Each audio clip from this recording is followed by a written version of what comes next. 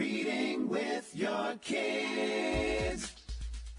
Hola, ni hao, konnichiwa, assalamu alaikum, shalom, mahaba, ciao, bonjour, namaste, jumbo, bienvenidos. Hey, my name is Jedley. Welcome to Reading with Your Kids. We're coming to you from the beautiful, wonderful, historical neighborhood of Reedville, located in the southwest corner of Boston, Massachusetts. We are so very honored and absolutely delighted that you're joining us in our mission to help all families grow closer through reading. We do that by sharing fun, thoughtful, and thought-provoking conversations with fascinating people who just happen to be writing books for kids of all ages. You can join us in our mission by telling all of your family and friends about the show and letting them know that they can hear us on the WREB AM/FM 24/7 radio network. And they can find us on the iHeartRadio app, on Spotify, Apple Podcasts, Good Pods, Amazon Music, Audible Podcasts, and at CastBox Player FM, wherever you find your favorite shows. We have a wonderful show lined up for you today, celebrating elephants. R.G. de Rouen is here to celebrate Mother to Elephants, the story of Daphne Sheldrick. And later in the show, we're going to be taking a listen back to our conversation with June Smalls and her book, She Leads. Are you looking for a creative way to bond with your kids? Let me tell you all about Drawing with Your Kids, the ultimate destination for artistic adventures.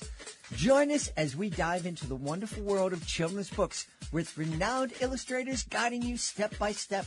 From beloved characters to whimsical scenes, unleash your imagination and create cherished memories together. Whether you're a seasoned artist or just picking up a pencil, there's something for everyone at Drawing with Your Kids. Please visit our website, readingwithyourkids.com, and click on the Drawing with Your Kids link at the top of the page and let the creativity flow. Drawing with Your Kids, where every stroke brings stories to life. This episode is brought to you by the Logan series.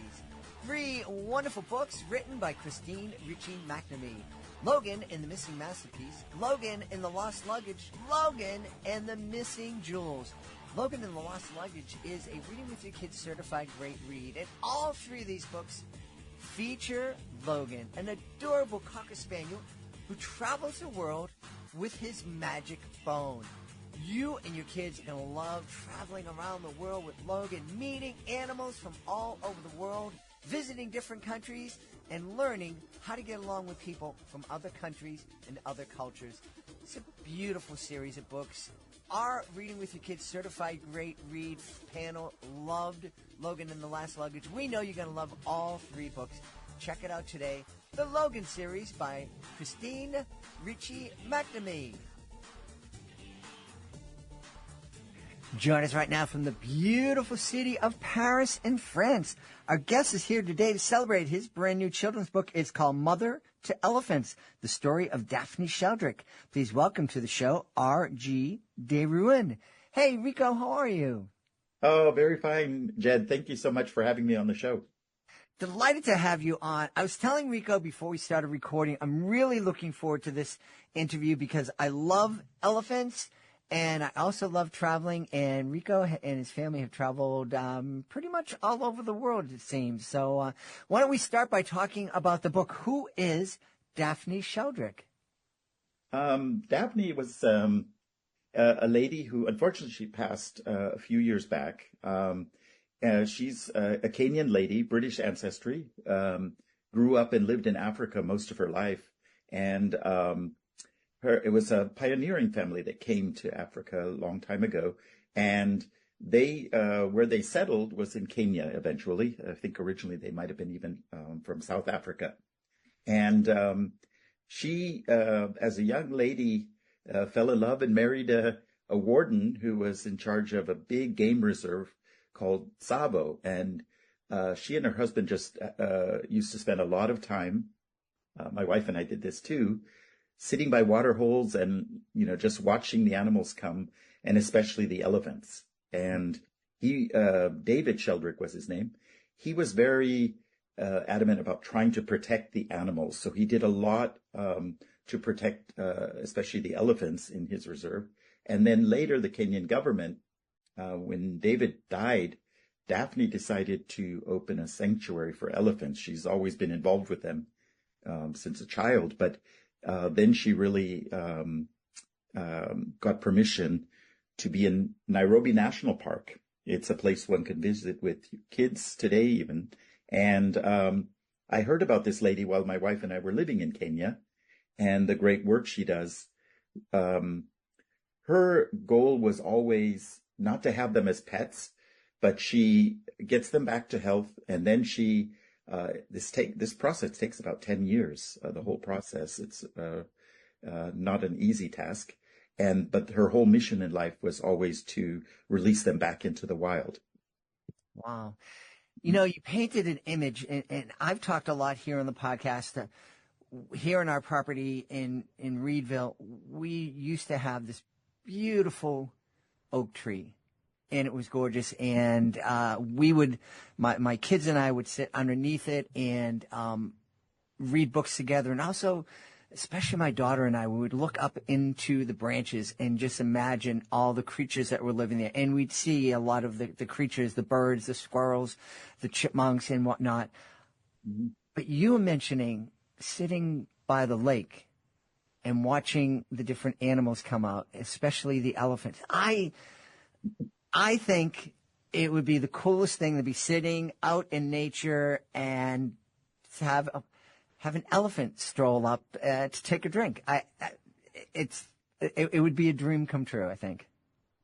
It was for us as well. Thanks. We were really fortunate that Kenya has some just beautiful lodges that you can visit. But one of our goals while we lived there was, I think it was every second week, we would take our Jeep and just go out on safari and photograph the animals. But as you said, going out in nature and wildlife and just observing. Unfortunately, we didn't have kids at that time, but that's one of the best things one can do with kids is what you did there. I think I read about that in another episode where you mentioned that with your children is to introduce them to nature and get them out there. So we would spend time with the elephants. And what was really interesting is you start noticing things and you start seeing things, especially the little ones. I noticed some of them shoving each other down a mud bank and then squealing with laughter when you fall in. And I said to my wife, hey, we used to play that game as a child. You know, I used to call it King of the Hill. Yep. Mm-hmm. And they were just having so much fun, the little ones, and seeing how protective the herd was and how families got together. It was really amazing. So we would take our lunch with us so we didn't have to go back to a lodge and just spend time watching as long as we could. And it was a lot of fun, I have to say. That's just wonderful. And what a great way to introduce and I think also inspire kids by letting them know about Daphne and what her and her husband did to protect the elephants. Yes, that's one of the other things that inspired me, Jed, was I read her biography, her autobiography, and there are several adult books about Daphne and her life. One of them's called Love, Life, and Elephants. I'm looking at my table right now, and it's a great book about her story and how she met David and what they did together, and also with her children. And how she introduced it to her kids, which I really enjoyed, trying to get my kids into nature. And one of the things that a lot of people, what I noticed, there weren't any children's books, though, about her life. I've seen little snippets where she's brought in about, other great women who've done things in the world. But one specifically focused just on Daphne herself, I didn't see. So I set about to try to, I thought it was about the time. I had the idea much longer ago when I wrote a magazine article, but unfortunately, it took me Daphne's passing to finally dig that up again, and I thought it might be a nice picture book. And what lot of what came out of the research that that went into the book is Daphne is actually known for being the first lady to develop elephant milk formula. And the problem is that she was very good, and around the world, people were able to rescue with a lot of effort. You have to sleep with the elephant. They're so sensitive to when they're traumatized. So Daphne would, lay down next to these elephants and things like that. But it was the older elephants who usually made it through. If they were milk dependent, most of those sadly died because you couldn't go to a supermarket and just get elephant formula. And so she tried. It took a long time, but she was successful in producing a milk formula that worked. And that was the future for a lot of elephant orphans that she shared around the world. And the other thing she discovered was that my story tells a little bit about that, but she discovered that an elephant that got close to her was named Aisha. And elephants are kind of very much like humans. They get very attached. Mm-hmm. And this elephant got, unfortunately, so attached to Daphne that when Daphne went somewhere for her daughter's wedding, the elephant seemed to not cope with that. It was like she couldn't handle that Daphne was gone. Mm. And she started to refuse her milk, unfortunately. And so Daphne learned from this situation that actually we need to have other caretakers. And she calls them her heroes, other Kenyans, who basically spend 10 years of their life with the elephants. So there are about 4 of these keepers, or she calls them that. They're like rangers. Mm-hmm. And so that they don't bond with just one person. Mm-hmm. Mm-hmm. That's one of the things that I've heard over the years about elephants is that the attachment and the relationship that they build with each other, and in this case with Daphne, it's really incredible, and I think it shows just how intelligent and sensitive and empathetic elephants are. Oh, yes. In fact, Daphne tells a lot of stories. Some are starting to be scientifically proven. Others are still in the works because we're still learning so much from these beautiful animals. But what she knows for a fact is that 2 things. One is that the elephants always that are now having, her former orphans are having wild elephant babies themselves. And they always come back to those keepers who, from many years ago, who took care of them. And the other one is harder to prove because she said Daphne lived in Nairobi, which is about 1,000 kilometers away from Tsavo, where she releases the orphans. And the elephants in Tsavo, who are already wild elephants, always seem to sense that her newcomers are coming, and they form almost like a committee, a welcoming committee. They show up, and she says, I don't know how they have a telephone that they can do that, but they show up on the day that she arrives, and then eventually they take them back into the wild. Wow. And it's like a signal that they're ready to rejoin the herds. And elephants are animals that are very accepting.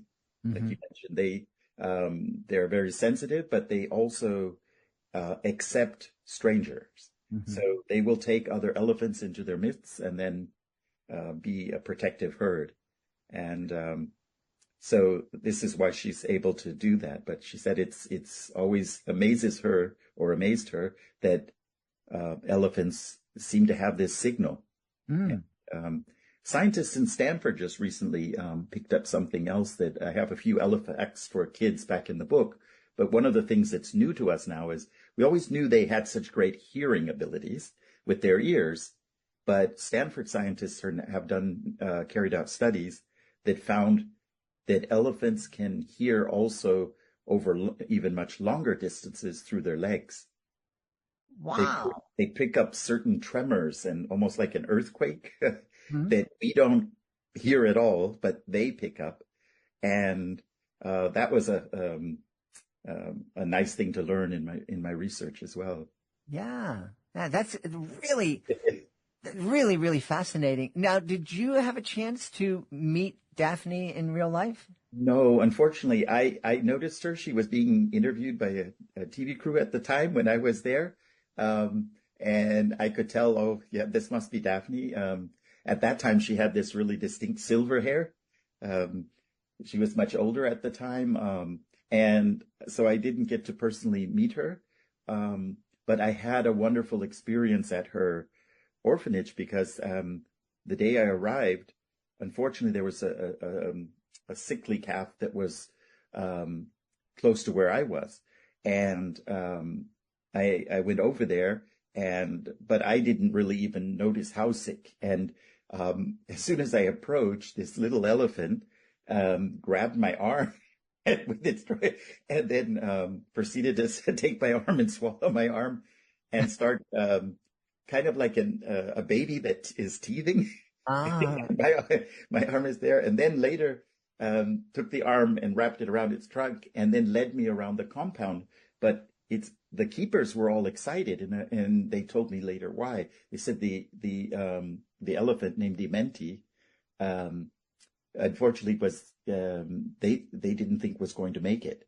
They said it was so sick, and that this elephant got up and started to play is a sign this elephant now has chosen to live. And so they were very, very happy with that. And Daphne tells a story too, a lot of times that she sensed that elephants can see into your heart. That's how they are with the keepers. So now, all these years later, I'm wondering, did this little elephant know somehow that maybe I might write a book someday about this place? And, it just, it's, the nice part is my school class. I'm a teacher, and my school class adopted Imenti.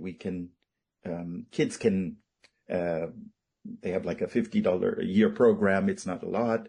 You can support the elephant, and the class gets updates about the elephant. And the good news is that Imenti grew up and eventually made it back into the wild. oh, wonderful. Yeah. And he's a great soccer player as well. So they kick the balls around in the orphanage, and yes. That's really wonderful. I played soccer myself in college, but I don't think I'd want to defend against him. Oh yes, no. I can imagine if I tried to tackle. They're quite Yeah, I think I'd be very unsuccessful if I tried to tackle.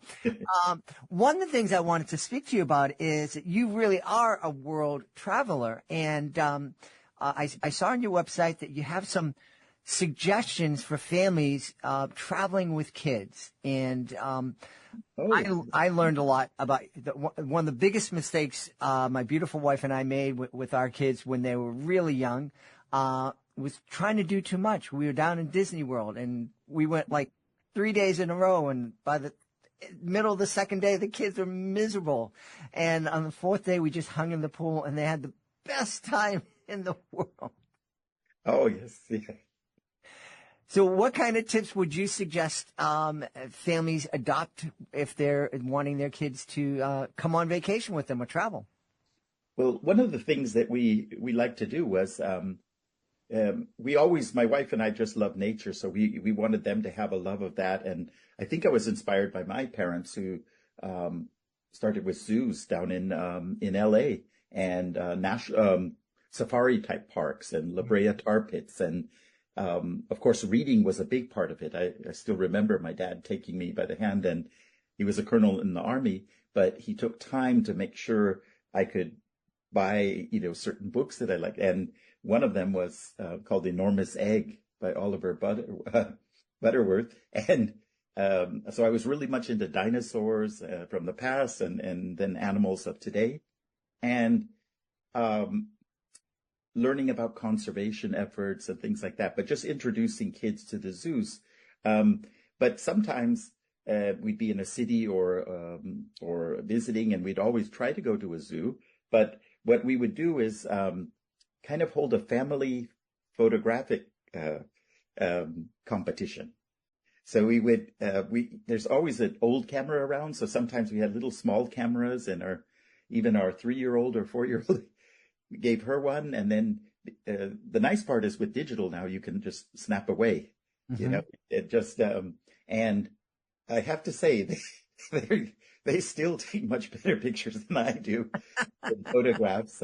My littlest one, she took a peacock. Everyone's photographing the peacock from the front, and she took a beautiful picture from the back of the peacock side, and you see the feather and you see the quills, but it was in perfect symmetry. You see the symmetry, and so we said that year, oh, she won that competition.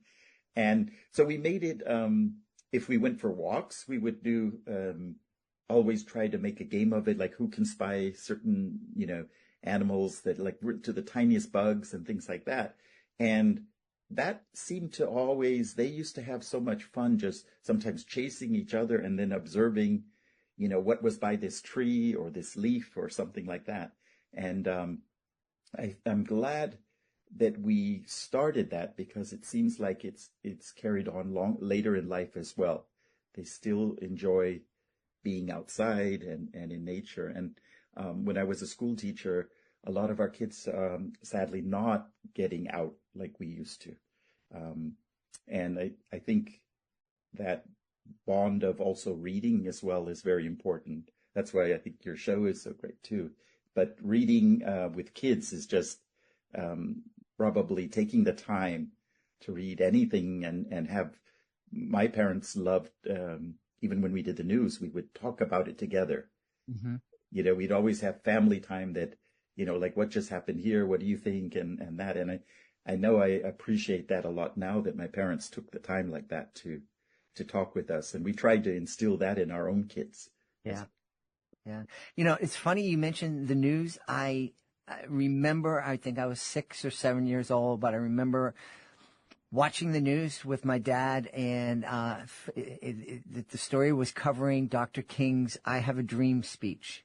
And it was that day or the next day, and I remember sitting down and talking with my dad about that, and just wouldn't that be cool if we could experience that? And I still think it would be cool if we can experience definitely, yeah. So you've traveled literally all over the world, and what's one of the things, I guess kind of related to Dr. King, what have you noticed about human beings? Oh, that's a good question. I don't know. My personal feeling is that we're alike in a lot of ways. We have a lot of differences.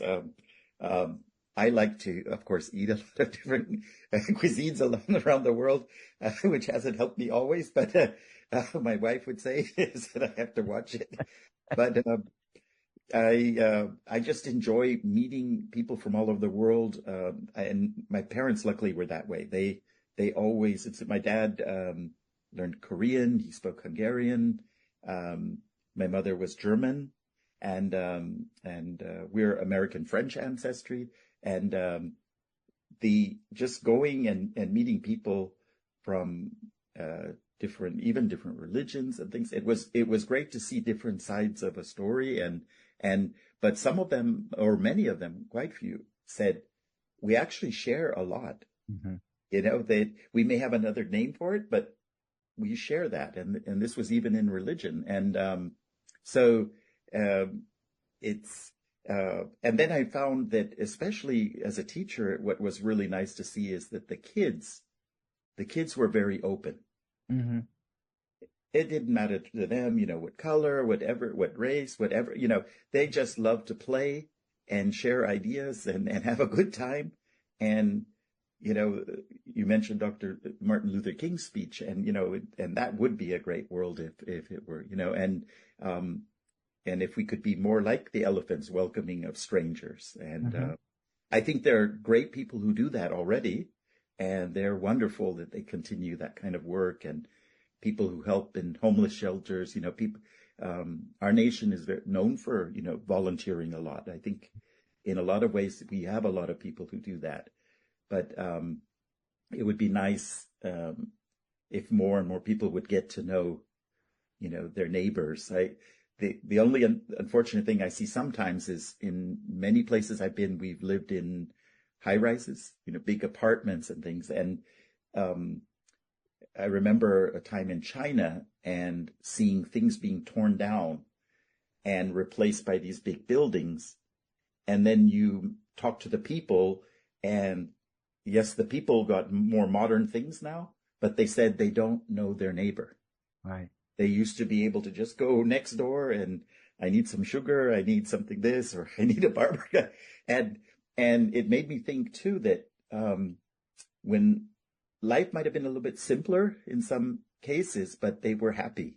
Yeah. Were happy. And they didn't always want everything modern. All right. If you don't know, and so that in German they call that das Menschliche, which means the Mensch, the person. Mm-hmm. That part is sometimes missing, I think, is that it's nice when you connect, with people. And I really saw this during the whole COVID time. Mm-hmm. Our kids were just so happy to be back in school and seeing their friends and having a fun time and playing soccer in the field again and all those things, and basketball and all that. And it really showed how much we need each other. Amen. Mm-hmm. Yeah, I absolutely agree with you. What a great lesson we can learn from the elephants. I know, yes. To be welcoming and caring, and to see the humanity or the elephantry in all. Where can we go to find out more about Mother to Elephants and find out more about you? I have a website, rgdrouen.com. It's rgderouen.com. And my social listings are there, and it's the books are on Amazon. Libraries usually purchase Ingram Spark, where they get discounts, and bookstores usually do through there. But Amazon and Barnes and Nobles are some of the places that offer it. And yeah. Wonderful. We've had a really fun time speaking to the author of Mother to Elephants, the story of Daphne Sheldrick. Our guest has been R.G. Rouen. Rico, thanks so much for being with us. Oh, thank you, Jen. Thanks a lot. I appreciate it.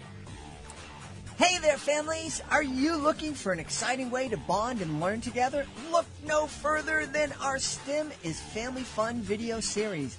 Join us as we explore the fascinating world of STEM through hands-on activities right in your own home. Our series features lessons from experts at renowned institutions like the San Diego Children's Discovery Museum, the National Children's Museum in Washington, D.C., and Children's Museum Houston. From making homemade rainbow bridges to creating an oboe out of a straw, there's something for everyone in the family to enjoy. So grab your lab coats and get ready for an adventure. Go to readingwithyourkids.com and click on the STEM is Family Fun link at the top of the page and let the learning and laughter begin. STEM is Family Fun, where learning and bonding go hand in hand. Before we invite our guest into the studio, I would love to invite you to visit a very special website. It's clownswithoutborders.org. Clownswithoutborders.org. This is a group that I absolutely adore. I am part of Clowns Without Borders, and I had the honor of being part of the 2023 tour of El Salvador. I had so much fun joining with artists from all over the world to bring a smile to people who really needed it and really appreciated it too. And we would love for you to join us as a monthly Joy Maker. The Joy Makers, they're a family of people just like you who love to laugh and make other people feel good. So please take a moment and visit clownswithoutborders.org and consider joining me as a Joy Maker. Joining us on the line right now from Northern Virginia, one of my favorite parts of the world. And we're going to be talking about one of my favorite things in the world. The name of this beautiful picture book is She Leads the Elephant Matriarch. Please welcome to the show, June Smalls. June, how are you? I'm wonderful. Thank you for having me. You're very welcome. I'm really excited. We are in the early stages of the great quarantine of 2020. And I know that you can already see it on social media that the parents are, they've homeschooled their kids for about 90 minutes, and they're about ready to throw in the towel and vote next time to pay teachers $1 million a week, which is what they're worth. But if the quarantine is still going as you're listening to this, and even if it's not, I know you're looking for a great book to read with your kids. And if you love elephants, this, I think, would be something that you want to check out. Tell us about the story, please, June. So She Leads is a lyrical story following the elephant matriarch as she guides and teaches and protects her family unit. And the interesting thing about elephants is that the adult males do not live with them. They are led entirely by a female, usually the eldest of the group, and they are almost always all related. Fascinating. I think one of the things that people may be fascinated with and may be surprised is that elephants really do have this strong family connection. Yes, and elephants are a lot like humans in a way that they aren't born with all of the things that they need to know to survive. They actually teach the young ones what they need to know, like where the water is, where the food is, what's dangerous, what's not. They aren't just born with an internal compass that says, oh, water's over there. Yeah, and that's so rare and unusual in the animal kingdom because, as we know, so many animals, they kind of come into the world, and a lot of them have to fend for themselves right from the start. Yep, and elephants are completely dependent on their parent or on the mother for roughly 2 years, I believe. Wow. And without them, they're orphans. Their odds of surviving are much, much smaller. Mm. What was it that led you or inspired you to write about elephants? I'd actually started researching them for a chapter book series I was working on, and so I researched them for months. I went down to a zoo where I could speak with an elephant curator and learn more about them. I got to meet a beautiful elephant and touch her rough skin, but I hadn't done anything with it. I still haven't even written that chapter book. But then my agent on International Women's Day tweeted at me, a picture with, just elephants. And she said, hey, if you want to write about this, I'd be a happy agent. And I was like, I can do this. I have this information. And then I was like, well, how do I write about elephants? And I was like, well, what did they do? Oh, she leads them around and, she's the one who is in charge. And once I thought of She Leads, the rest was cake. Isn't that wonderful when you're working on an idea and you're working so hard, and then all of a sudden it's just you just kind of get up to the top of the hill, and then it's all downhill after that. All downhill, like, water down a waterfall. It was just the easiest thing I've ever written. But it, again, I had already done so much research on the front end. I didn't have to keep stopping to research to make sure I was on the right path while writing it. That's an important point to make because a lot of times folks think they hear this and, oh, the story just kind of came out and I was able to write it in a day or a couple of days.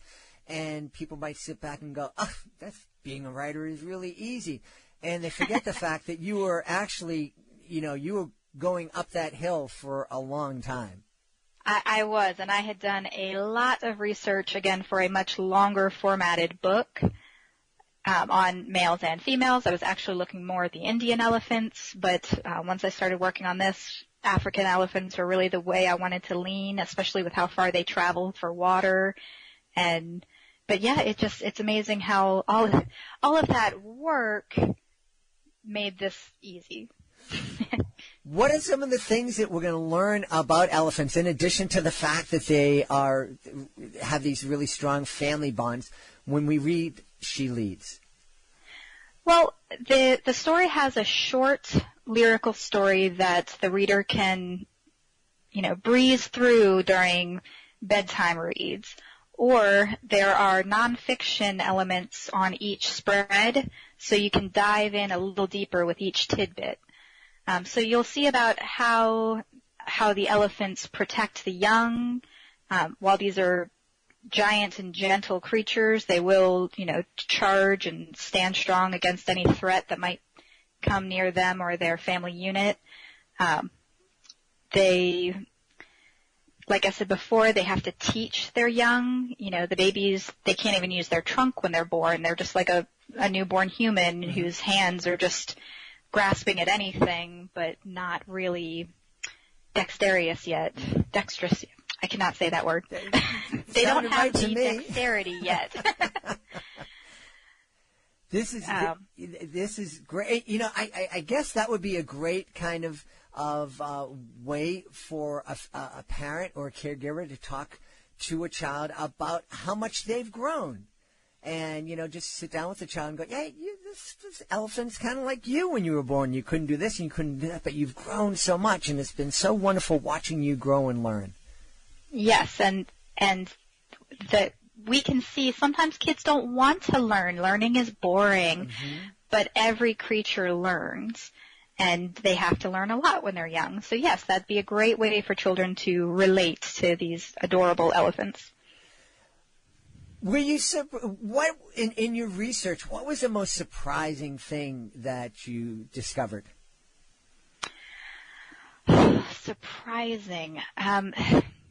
I think how many other animals will actually they depend on the elephants for survival. So during the dry season, when the elephants will actually use their tusks and their feet and they'll dig up these dry beds to get to the water underneath, birds follow these family units, and even certain monkeys, I think it was baboons, will hang out and wait for the elephants to dig up the water, get their fill, and then they come in and they get the advantage of knowing that these elephants are going to get them water. And then these monkeys or the birds will sound alarms if danger is near, and they help the elephants in return. So I was shocked that such a large creature has these symbiotic relationships with other creatures around them. Wow, that's really fascinating. I had absolutely no idea. Yeah, neither did I. I was surprised. And I've actually experienced a monkey giving that warning cry. We were down in Panama in the rainforest, and there was a howler monkey up in the trees above our heads, and he got startled, and he or she let the rest of the world know there was something dangerous coming, and it terrified me. Well, but now that one monkey let everybody know, and now every creature around says, ooh, I'm going to avoid whatever this potential new strange danger, whatever it might be. They work together. How easy is it for you to take this science because you're doing scientific research, and take this information and turn it into a fun lyrical story? I'd say it's fairly easy for me, and I don't shy away from the truth. Nature is nature. Mm-hmm. Animals behave a certain way. Sometimes creatures have to, or, they die, and that's part of the circle of life. And I don't shy away from that there is death in this book. But it's beautiful and it's amazing. So I just have to find those amazing and beautiful tidbits and just share them. I didn't have to try to make this a girl power book. Everyone reading it is like, wow, this is really going to show girls that they can be leaders. And that was never my original intention. I was just saying, hey, look at this amazing creature. And all I have to do is filter out the fluff and put it in a book. So, I mean, it sounds easier said than done. It takes lots of revisions. But as long as you're not afraid of the truth of nature and, you don't get squeamish about some of it, because, a lot of the research leads you to poop. All the animals you research, you will learn about poop. And you know, for a lot of kids, this former kid, that's the best part. Well, I left poop out of this book, but you still come across it in every article that you're reading. You know, one of the things that I was most amazed at one performance of a circus, I remember being in the arena and all of these different performers were doing amazing things, and then the elephant came out, and the thing in the circus that got the very biggest reaction was when the elephant relieved herself. And the whole arena started laughing, and I'm like, how would I feel if I were flying on that flying trapeze and that got a bigger pop than me? But it's, you know, you go on a horseback ride, every kid's gonna giggle when the animal goes potty. You know, anywhere you go, poop is funny.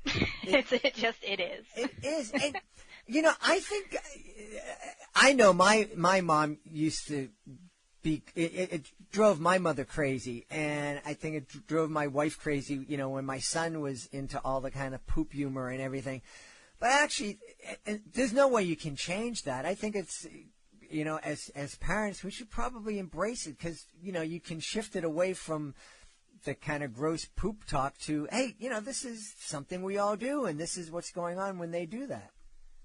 Yeah, and with the animal world, there's so much that we can learn from it. Mm-hmm. So my poor child, you know, has grown up with me being an animal nerd and being sciencey. So, you know, when you find scat and you can say, what can we learn from this? Or you find, you know, an owl pellet that they've coughed up, and you can say, oh, look, we can figure out what they ate and, you know, where they are.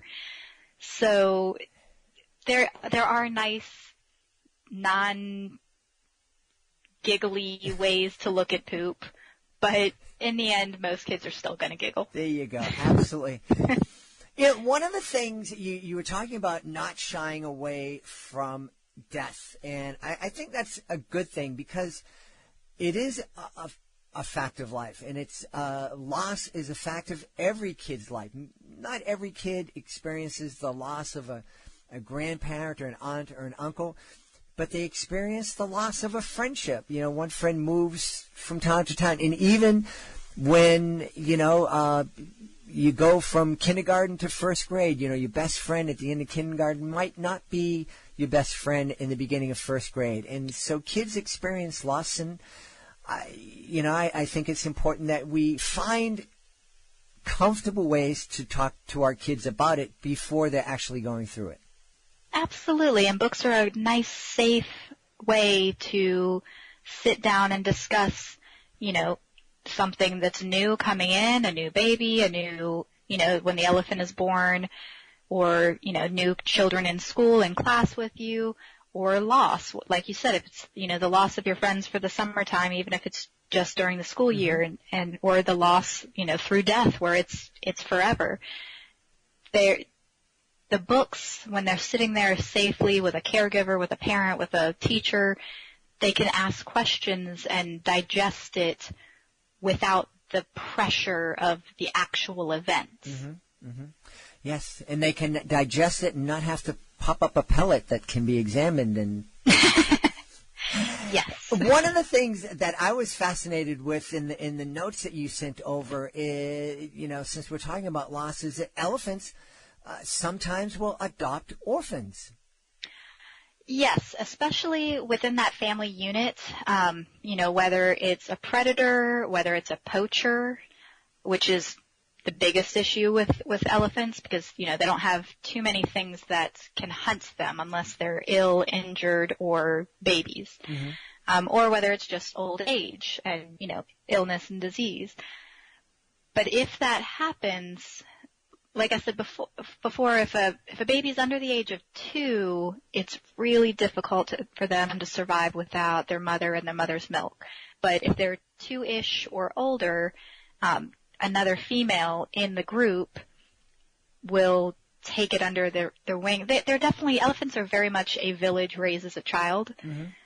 They all will protect. They all will go get a baby that's been stuck in the mud, and they'll reach down and nudge and shove and pull. They work together to protect. They'll circle around if there's anything dangerous around, a lion, an alligator, a poacher, and they all want to do what needs to be done to protect that young. That's beautiful. I love that image of the group, the village coming together to protect each other, to protect a vulnerable baby in the group. Yeah, if there is a large predator or something around, all the young will be shoved to the center. That's fascinating. What was it that you referred to yourself as an animal nerd? What was it that, brought the nerd out in you? Oh, I've always been this animal nerd. I lived in a really old house that one of the rooms had wallpaper when we moved in that was a jungle scene, and me being the youngest, I just got it by default. I thought it was the greatest thing ever. I had lions and hippopotamus and colorful birds. I was that child who would just run out in the morning and hang out in the woods and hang out with my dogs and rescue birds and snakes and bunnies. My mother was supportive. And, we'd bring home a bunny with an injured leg. It got caught on barbed wire. We'd keep it around for a week or two to make sure it healed. Mm-hmm. I've just always been that animal nerd, and I will still to this day stop in the road, move a turtle, move a snake. About a year ago, I got a hawk off the side of the road and got it to a rehabilitation center. That was scary because they can bite through your fingers. Uh-huh. But he knocked himself for a loop on a guardrail, so okay. He was pretty much out of it, but yeah, I'm just that animal nerd. That's good. Well, I'm glad he didn't come out of it when he was in your vehicle. We were very smart and safe. A police officer let us use the back of his cruiser. We had a huge blanket, and we waited for the professionals. Very good, very good. I just made sure he didn't get hit by a car. One of the things we love talking to authors that write books that inspire, like She Leads, that inspire kids, especially young girls, to understand that women can be leaders, that little girls can grow up to be leaders. We also love speaking to authors that are writing books that are encouraging kids, especially girls, to explore the STEM fields, and we hear so much that there's a lack of women in the different STEM fields. But with animals, I may be wrong, but it just seems to me that's different. That seems to be an area where there have been a lot of women for a lot of time studying veterinary sciences and zoology and taking care of animals. Well, I think it's always been acceptable for a female to be a caretaker. So even, throughout history, it's just a woman's nature. Okay. We could bring the science into it, but I think it's always been one of those acceptable roles. Uh-huh. But also the animals don't care. The animals don't care if we're a man or a woman or a 6-year-old, who's just interested. The animal will behave the way the animal behaves. Mm-hmm. But with this book, even at the very end, it talks about the baby that's being born, and it says, open your eyes, princess, because one day you are going to lead. And not word for word, but it reminds us that every great leader starts off a tiny baby, and every tiny baby has great potential. I love that. That's such a powerful message for our kids to hear. Well, thank you. Yeah. Hey, June, tell everybody where we can go online to find out more about you and find out more about the books that you've written. Well, my website is junesmalls.com. I'm pretty active on Twitter. And She Leads is going to be available. It got pushed back to May 26th thanks to a lot of this coronavirus things going on with travel and production. Mm-hmm. But I've got She Leads, Odd Animal ABCs, which is a humorous alphabet book, but every new odd animal that's introduced is a real living animal. So if you want to learn about the ii and the numbat and the okapi,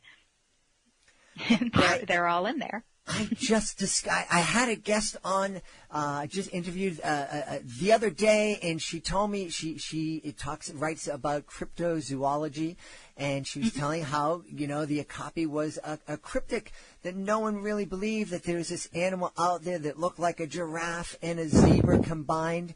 And so immediately after I finished speaking to her, I went online and I searched it, and I said, "Oh, I've seen one of those one time." Yeah.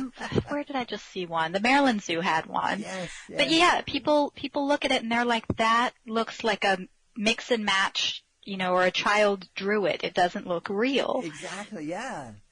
But doing that research back, there's a number of animals that people did not believe existed. People did not believe gorillas existed. They said there's no way that something that practically looks like a man and that can walk on its hind legs or walk on its feet, a giant ape, they're like, no, that doesn't exist. So scientists had to go in and bring back physical specimens. And the Komodo dragon, the same thing. They were like, there's no way there's a giant lizard with acid spit. And they brought back specimens and said, look, this is real. I didn't make it up. So you see that a lot throughout history. Yeah. Well, I'm really excited. I know that my kids, when they were growing up, they loved animals. They loved elephants. And if you're listening out there and you have little ones, I have a feeling that your kids love and are fascinated by animals too. And you definitely want to check out June's website. And you definitely want to check out She Leads the Elephant Matriarch, coming from our friends at Familius. We've been speaking with the author, June Smalls. June, thanks so much for being part of the show. No, thanks again for having me. It's a pleasure. We hope you've enjoyed this episode of Reading with Your Kids. And we hope you enjoyed it so much that you're going to make sure that you join us for the next exciting episode of the show. In fact, I hope you enjoyed this episode so much, you are going to give it a big, giant 5-star review. A review as big as the subject we've been celebrating today, elephants. We'd love for you to connect with us on social media, facebook.com/readingwithyourkids, at readingwithyourkids on Instagram, and at Jedley Magic on Twitter. We have a great YouTube channel, youtube.com/readingwithyourkids. It's where you can find all of our Drawing with Your Kids and our STEM is Family Fun videos. We'd also love for you to visit our website, readingwithyourkids.com. You can check out our Reading with Your Kids Certified Great Read Wall of Fame. You can also send us a message. There's a contact button up at the top of the page, and you can use that button to let us know what you love about the show, let us know what we could be doing better, and let us know who you would like to hear on a future episode of Reading with Your Kids. And if you are an author, please be sure to go to readingwithyourkids.com and click the Authors Click Here button up at the top of the page. That way you can find out how you can be a guest here on the show. Being a guest is fun, it's easy, and it gives you the chance to tell thousands of Kidlit fans all around the world about your fantastic children's book. You can also learn about our very fun and effective promotional services. I want to thank the folks who made today's show so wonderful. Of course, I want to thank our guest, RGD Rouen. Please be sure to check out Mother to Elephants, the story of Daphne Sheldrick. I also want to thank June Smalls. She was here a couple of years ago. We thought it would be great to pair these two authors and these two books together for a giant elephant celebration here. I also want to thank my team, Fatima Khan, Chris Doherty, Rory Grady. I want to thank my beautiful wife for all the support she gives me. Most of all, we all want to thank you. Thank you so much for taking the time to join us today. And as always, thank you so very much for taking the time to make the world a better place. And you do that every time you read with your kids. I'll be looking for you in the next episode of Reading with Your Kids.